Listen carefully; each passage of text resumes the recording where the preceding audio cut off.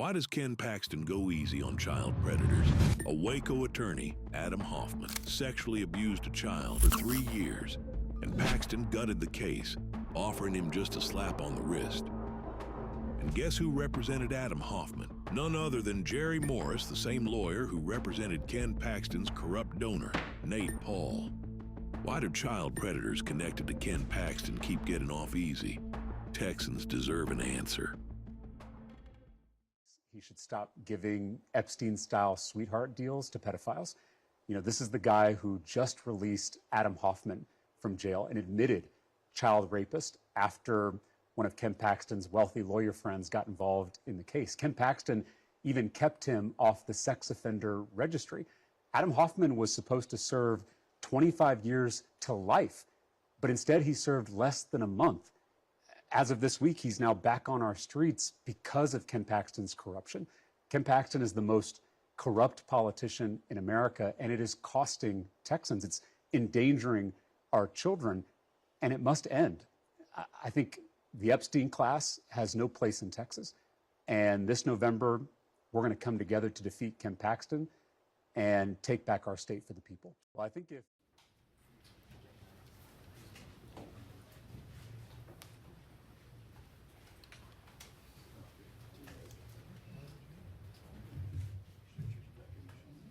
Well, I want to welcome you to here to Fort Worth, Texas, where the ongoing Sheriff's Association is meeting. But these are independent sheriffs standing behind me, and they are all here to support the Attorney General.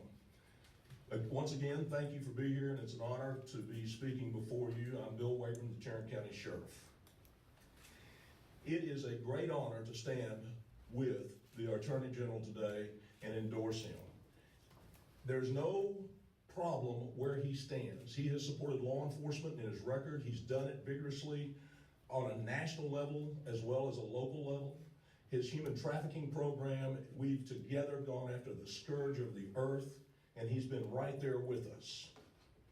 Also, he's a southern border champion. He has fought to secure our southern border, where his opponent wanted to put out a welcome mat.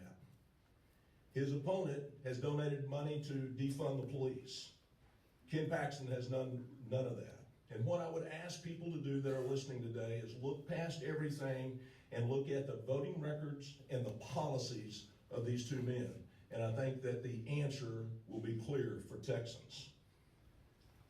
With all that said, If you want someone to believe a lie, all you have to do is tell it to them over and over and over. Thank you, Sheriff Wagram.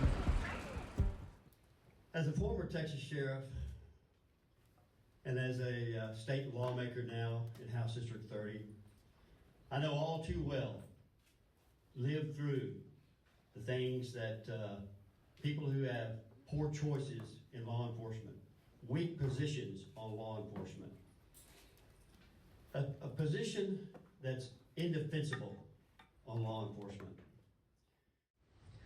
Every single day, my office works hand in hand with law enforcement agencies across this state. We defend law enforcement through our Law Enforcement Defense Division. We fight for justice through criminal appeals. We prosecute dangerous criminals when cases are referred to our office. We fight for justice through criminal appeals. We prosecute dangerous criminals when cases are referred to our office. We help apprehend fugitives who think they can escape justice.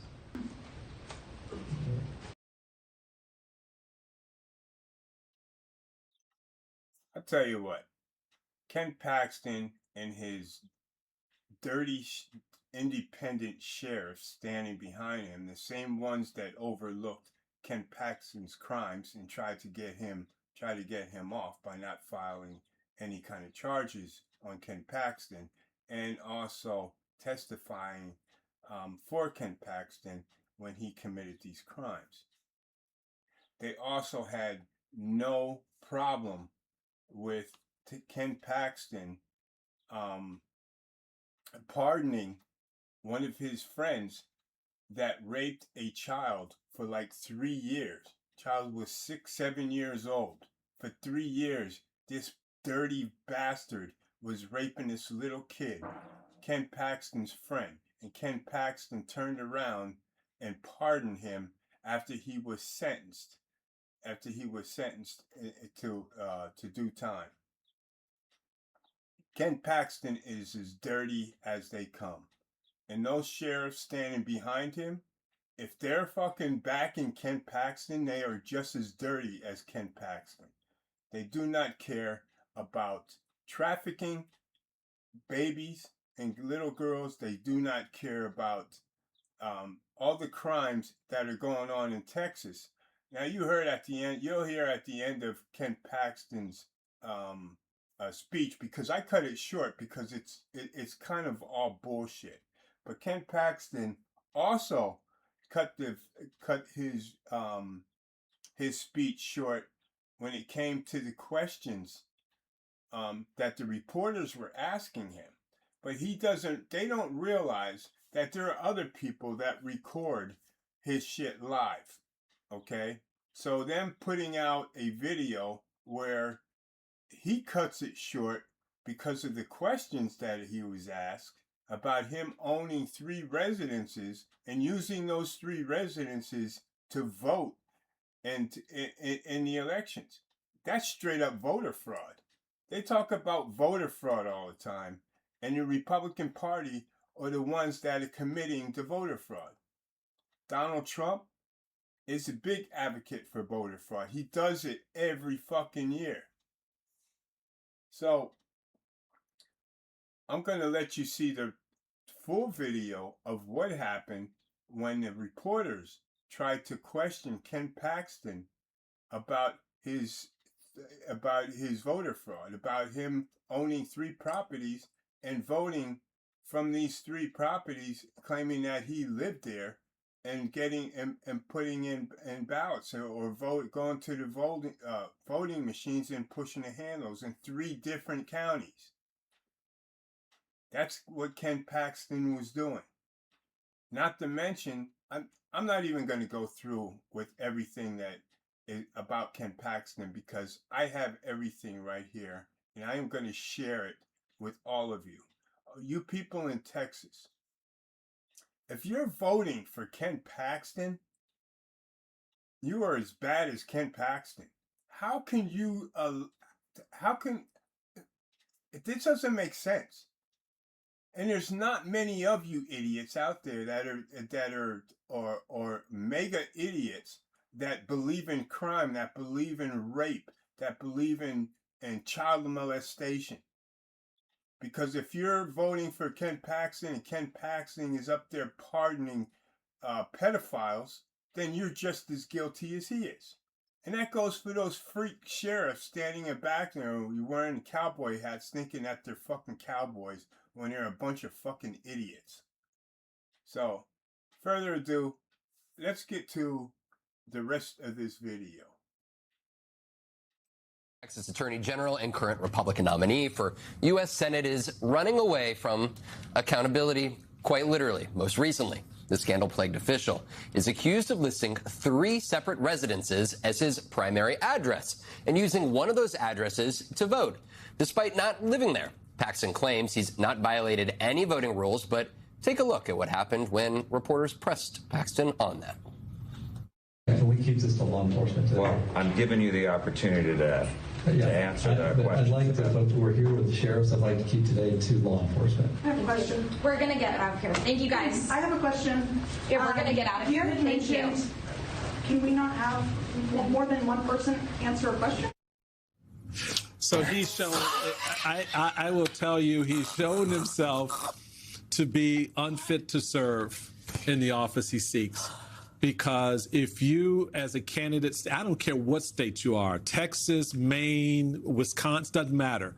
When you put your name out there, if you can't stand there and answer a damn question, number one. Number two, but if you certainly can't address the fact that you're registered to vote in 3 different places. That's giving voter fraud. Thank you. Ken Paxton has been one of the most controversial state attorneys general in recent U.S. politics. He has faced criminal charges, impeachment, ethics investigations, lawsuits, and allegations from members of his own staff. At the same time, he has repeatedly denied wrongdoing, survived many of these challenges politically, and remains a prominent Republican figure. Here are the major controversies. Felony securities fraud charges. 2015, a grand jury indicted Paxton on 3 felony charges related to allegations that he solicited investors for a technology company without disclosing he was being compensated. He pleaded not guilty. In 2024, the case ended through a pretrial agreement under which the charges were dismissed after he completed community service, took legal ethics courses, and paid restitution. There was no criminal conviction. Whistleblower allegations. 2027 of Paxton's senior aides reported him to law enforcement, alleging abuse of office, bribery, and improper use of his office to benefit Texas real estate developer Nate Paul. The aides were later fired, resigned, or placed on leave. Paxton denied the allegations. Impeachment. 2023, the Republican-controlled Texas House voted 121-23 to impeach Paxton on 20 articles. More than 60 Republican representatives joined Democrats in voting for impeachment. The allegations included abuse of office, accepting benefits from Nate Paul, retaliating against whistleblowers, misusing public resources, obstruction, and constitutional violations. The Texas Senate later acquitted him on all articles, allowing him to remain in office. Relationship with Nate Paul. Investigators and House impeachment managers alleged Paxton improperly intervened in legal matters to help Paul, a campaign donor and friend. They also alleged Paul provided personal benefits, including home renovations and helping secure employment for a woman with whom Paxton allegedly had an extramarital affair. Paxton denied wrongdoing. Whistleblower settlement. Texas ultimately paid $6.6 million to settle the whistleblower lawsuit brought by former employees. The payment was made by the state rather than as an admission of wrongdoing by Paxton personally. Election lawsuits. After the 2020 presidential election, Paxton filed a lawsuit asking the U.S. Supreme Court to invalidate the election results in several battleground states. The Supreme Court declined to hear the case, saying Texas lacked standing. Recent campaign scrutiny. 2026, during his U.S. Senate campaign, Paxton has faced renewed questions about his real estate holdings and whether he voted using an address where he did not reside. He has also faced criticism for declining to answer reporters' questions about these issues. These matters have received significant media attention, and some allegations remain under dispute.